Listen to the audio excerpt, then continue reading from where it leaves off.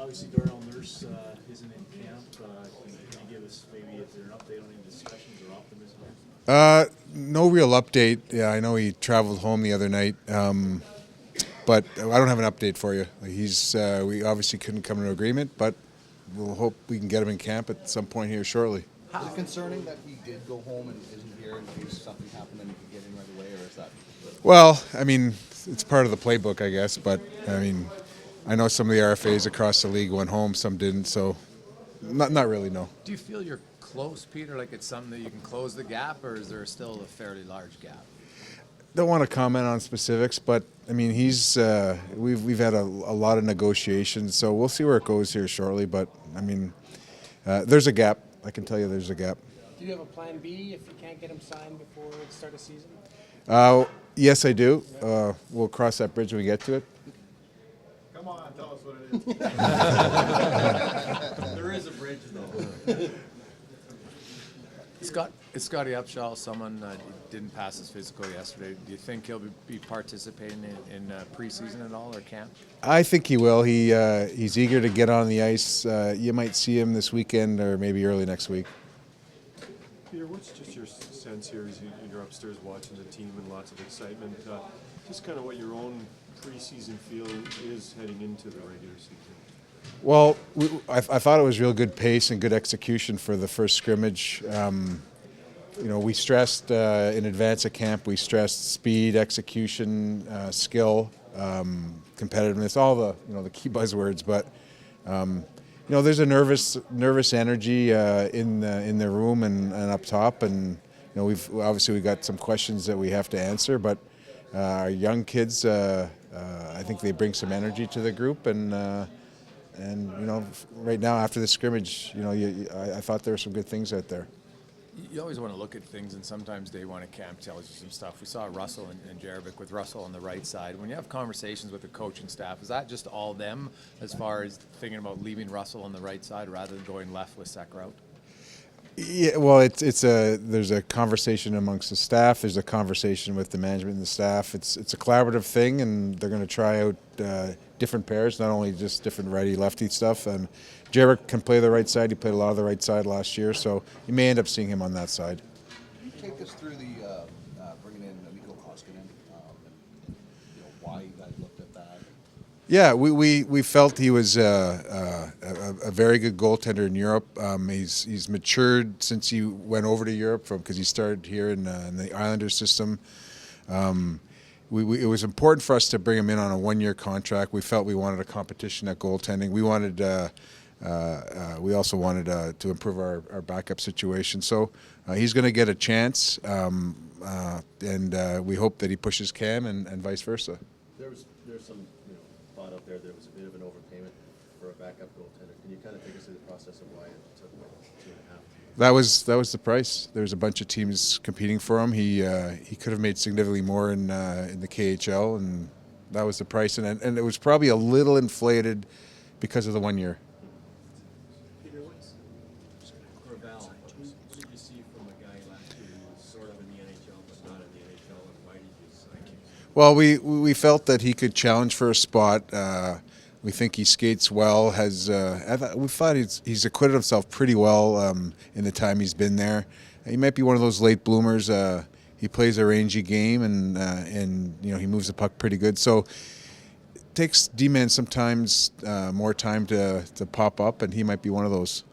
Peter, I guess similar question about Jervik, who's also here, and it seems some sentiment about guys that cover the Capitals. Maybe he didn't get a shot there to really crack it.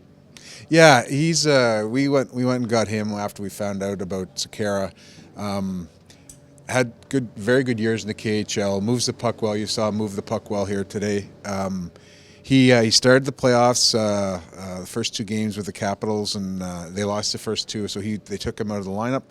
Not really his fault, but maybe he didn't get a fair shake there. The Kempney came in and played well there, and other guys. So. But he's a very cerebral player, economical player, and you can see him.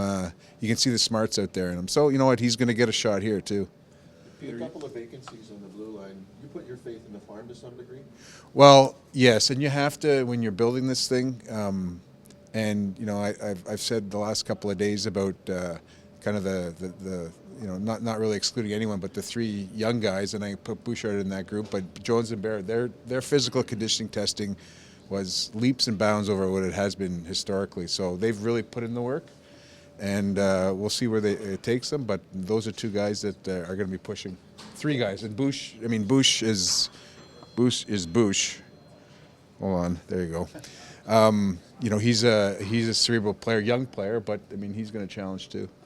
Peter, it was recently described as a crime against humanity to miss the playoffs with McDavid. I get it. Every GM's trying to make the playoffs. You're trying to build something here. Is there special pressure being the keeper of a great young player to move this thing forward? I think there's added pressure. Yeah, he's in the limelight all the time, and consequently our team is. So we're certainly. Well, we're under the microscope anyways in the Canadian market, so that just magnifies it a little bit more. But you want to maximize what you can do when Connor is here and when he's performing at the level we all expect him to, and he does. So, sure, there's pressure, and we have to meet those expectations, as does the rest of the team. Chiarelli starting camp on the top line on the right side there. How would you describe this opportunity for him, and what did he do well that you thought, the final games of the season? Well, I think those final games earned him the right to at least start here. He trades the puck well, sees the ice well, and he knows that those other two can make a lot of plays, so he gets them a puck and gets in the right spot. He's got a sneaky shot. We're not gonna hang our hat on the last part of the year with him, but he's gonna start there, and I'm sure I know the coaches other combinations to look at, but he's there for now. Yes, he comes in, a little bit older now. It looks like he changed his stick. It's definitely shorter for sure, and it's a little bit stiffer. What's your expectations with him? And is patience almost the most important thing when you look at his development curve, regardless of where he was drafted? I think so, and I've said this before. Those around him their curve is a little steeper. That were drafted around him a little steeper. He's a big raw kid. He's rounding out his game a little bit.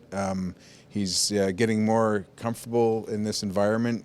Just talking to him before the camp started, he's in a good spot. You see you can't judge it by one game, but he's making plays out there. He looks more confident. Shorter stick, you're right. He's shooting the puck better.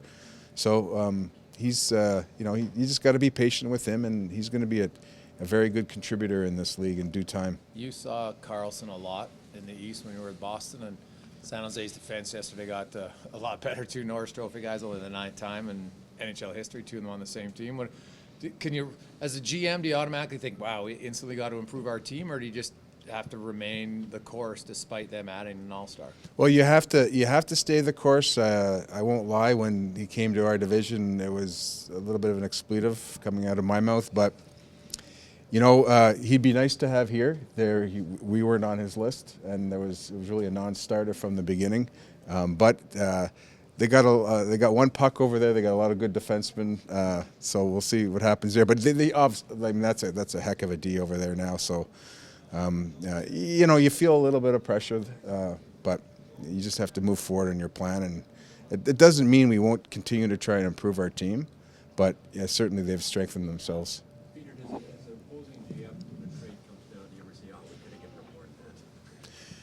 Yeah, but it was a non-starter for us, Matty. Like, he wasn't coming here. Wasn't coming here. And yeah, you think that, and I think every GM says that. Good. Thank you.